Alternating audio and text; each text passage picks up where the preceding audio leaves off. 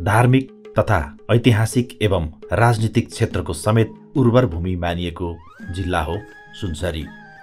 बराहा क्षेत्र, रामधुनी, बुढासुब्बा, पिण्डेश्वरी, दन्तकाली लगायतका चर्चित धार्मिक स्थलहरू सुनसरी जिल्लामै पर्दछन्। त्यस्तै ऐतिहासिक एवं पर्यटकीय क्षेत्रहरूमा तालतलैया, बर्जु ताल, कोशी टापु, श्रीलङ्का टापु, कोशी ब्यारेज आदि पर्दछन्।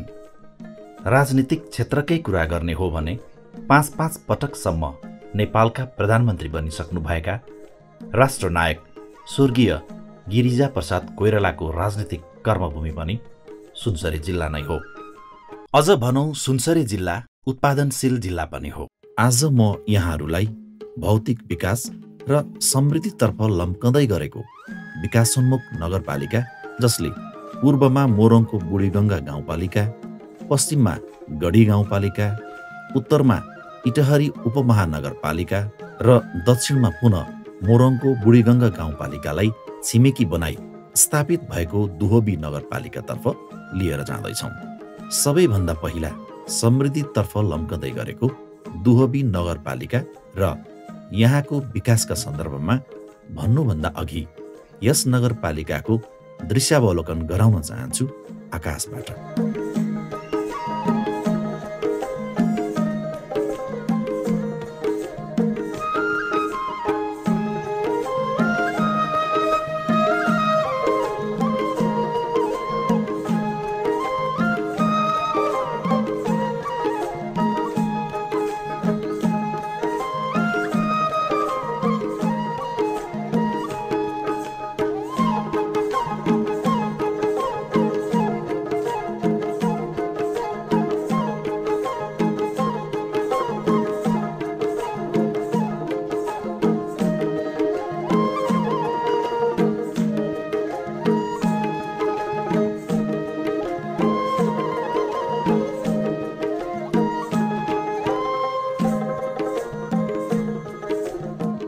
6 नम्बर वडा प्रवेश गर्दा 6 नम्बर वडाका शालीन वडाध्यक्ष घनश्याम हलवाईसँग रमाइलो भेटवार्ता भयो र यो वडाको अवलोकन गर्न हामी अघि बढ्यौं। 6 नम्बर वडामा अवस्थित राधाकृष्ण मन्दिर निर्माण, दुर्गाकाली मन्दिर निर्माण, कालोपत्रे बाटोहरू र ग्राभेलका बाटाहरू लगायत आरसीसी ढलानका बाटाहरू, त्यस्तै ओम शान्ति मन्दिरदेखि दुर्गाकालीको मन्दिरसम्मको कालोपत्रे सडक, चौडा सडक र सडक पेटीहरू हेर्दा 6 नम्बर वडामा पनि विकासको लहर छाएको महसुस गर्दै वार्ड नम्बर 6 मा वास्तविकमा भन्नु पर्दाखेरि पहिलादेखि विकासको लागि जहिले पनि यसलाई पन्छाएर पिछाडी पारेर हिँड्ने किसिमको कामहरू भइरहेको थियो, जुन कि हामी सम्पूर्ण यहाँ अहिले आइसकेपछि, हाम्रो टिम आइसकेपछिको खण्डमा अहिले यसको विकासको कार्यहरू रफ्तार रूपले, क्रमिक रूपले रफ्तार तरिकाले अगाडि बढिरहेको देखिन्छ। विकासको पहिलो खुड्किल्लो भनेको तपाईलाई बाटो घाटो नै हो। जनतालाई पानी बगाउन नाला चाहियो, बाटो चाहियो हिँड्नलाई, त्यसपछि स्वास्थ्य चौकी चाहियो, शिक्षाको लागि स्कुल चाहियो, यो सब कुराहरू। अनि मान्छेमा एक किसिमको विकासको जुन अनुभूति गर्नुपर्ने पहिलो अनुभूति त बाटो घाटोले नै गराउँछ। 6 नम्बर वार्ड कस्तो हो भने धार्मिक तीर्थस्थलहरूले भरिएको वार्ड हो। यहाँ तपाईलाई शिव मन्दिर, दुर्गाकाली मन्दिर, रामजानकी मन्दिर, ओम शान्ति, कृष्ण मन्दिर, तपाईलाई कबीरदास मठ, 2टा मस्जिद, गोविन्द गणनाथ बाबाको पनि मन्दिर, सचिया महाराज मन्दिर र छठ घाट पनि करिब यो सम्पूर्ण 6 नम्बर वार्डमै पर्ने भएको हुनाले यो धार्मिक सांस्कृतिक हिसाबले बहुत महत्त्वपूर्ण वार्ड पनि हो। मुख्य समस्या 6 नम्बर वार्डको के थियो भने धुलो, हिलो, पानीमा हिँड्नुपर्ने बाध्यता। पानी अब तपाईलाई 6 नम्बर वार्ड भनेपछि बजारै भएको कारणले गर्दा पनि यहाँ जग्गाहरू खाली कमै छ। क्रमिक रूपले घरै घर वासस्थान भएको कारणले गर्दा पानी बगाउने समस्या, त्यसको लागि नाला चाहियो, बाटो चाहियो, कल्भर्ट चाहियो। त्यो सम्पूर्ण कुराहरूलाई जुझ्दै अहिले तेस्रो वर्षमा आइसकेपछि हामीले निकै बाटोहरू पनि फराकिलो पनि गर्यौँ, निकै बाटोहरू नयाँ रूपले बनायौँ, निकै नालाहरू पनि बनायौँ, त्यसलाई उच्च स्तरीय किसिमको ग्राभल पनि गर्यौँ। अब भर्खरै एउटा ठुलो भनौँ न समथिङ तपाईलाई 3.5 करोडको एउटा बजेट पनि आएको छ, 3 देखि 3.5 करोडको। त्यो बजेटवाला काम चाहिँ अब यो वर्ष अब नयाँ हो, अब तपाईँलाई त्यही छ कार्तिकतिर थाल्ने हुन्छ त्यसको, त्यो सायद त्यो काम थाल्ने भइसकेपछि समस्याहरू न्यून भएर जान्छ। अहिले योजना त बाटोघाटैमा आउँछ बढी प्राय, त्यहाँपछि तपाईँलाई शिक्षाको लागि आउँछ, खेलकुदको लागि आउँछ। बजेटको कुरा पनि गर्ने हो भने नि बजेट जुन हामीसँग छ त्यो न्यून छ, त्यही बजेटमा बसेर त्यही बजेटको परिधिमा बसेर हामीले सम्पूर्ण कुरा शिक्षादेखि स्वास्थ्य, खेलकुद, धर्म संस्कृति, बाटोघाटो, बिजुली बत्तीदेखि नाला साफ गराउने सम्पूर्ण कामहरू त्यसैमा परेको हुनाले लक्षित वर्गहरू पनि अब रोजगार सिप तालिमहरू पनि दिनुपर्ने भएको कारणले गर्दा बजेटको अभाव चाहिँ अलिकति मलाई आफै पनि खट्किरहेको महसुस भएको छ। ज्येष्ठ नागरिकहरूको लागि हामीले प्रत्येक वर्ष उहाँलाई दिनुपर्ने सुविधा भत्ता, सरकारले भत्ता दिइ नै रहेको छ। वार्डबाट हामीले गर्नुपर्ने कामहरू, जाडो महिनामा न्यानो ओड्ने कम्मलहरू वितरण गर्ने। अब भर्खरै तपाईँ जुन अहिले बेला आउनुभएको छ, भर्खरै बजेट बनाउने बेला पनि आउनुभएको छ, यसपालि अझै ज्येष्ठ नागरिकहरूको लागि कुनै नयाँ नौलो काम गर्छु भनेर माइन्ड मेकअप गरेर हामी बसिरहेका छौँ।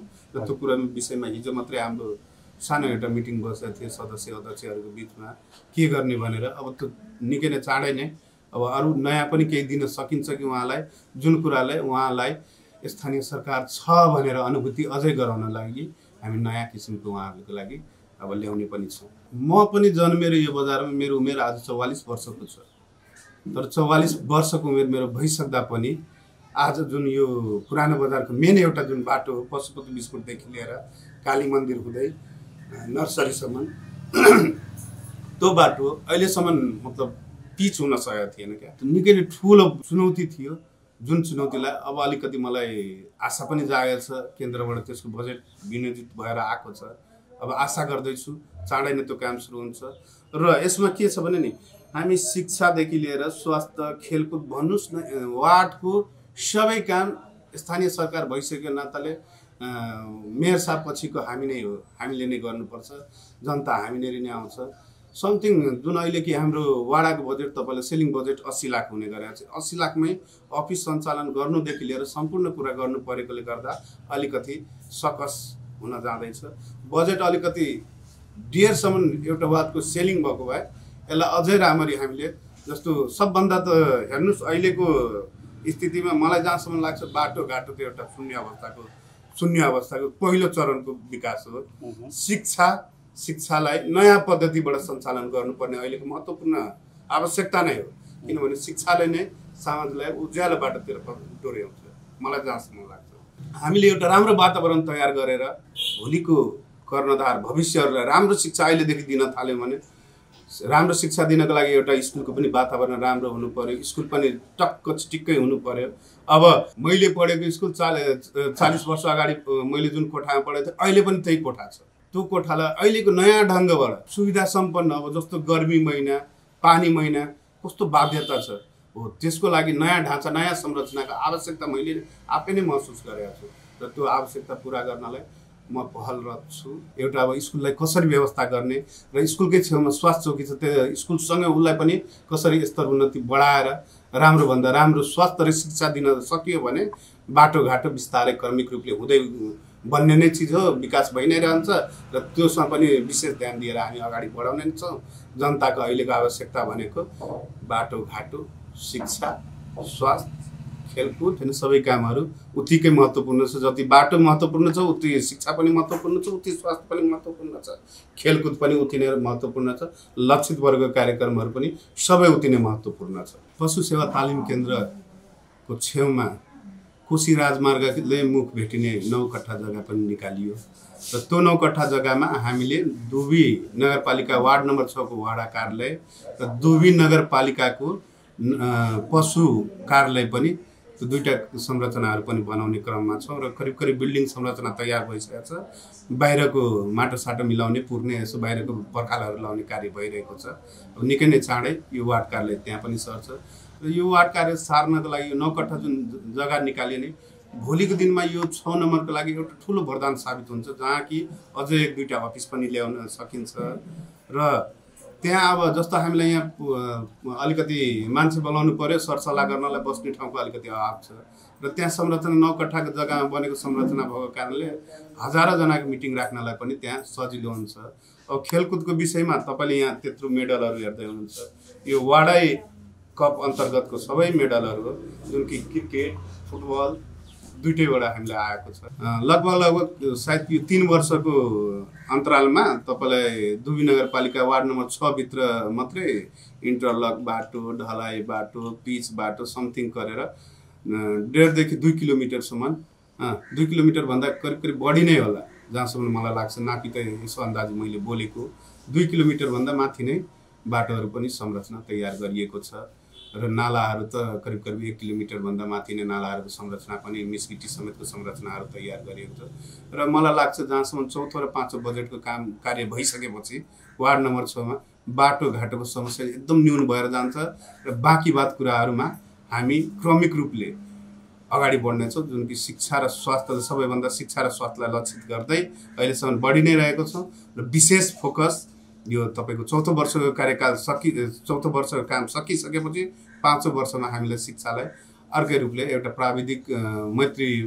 प्राविधिक युक्त मैत्री वातावरणमा पढ्ने किसिमको एउटा समय अनुकूलको त्यो स्कुलको संरचना पनि तयार गर्नलाई हामी प्रतिबद्ध छौँ। दुहबी नगरपालिकाको विकास र समृद्धि भनेको यहाँका जागरुक नागरिक, नेता, कार्यकर्ता र कर्मचारीहरूको दृढ सङ्कल्पको उपज हो।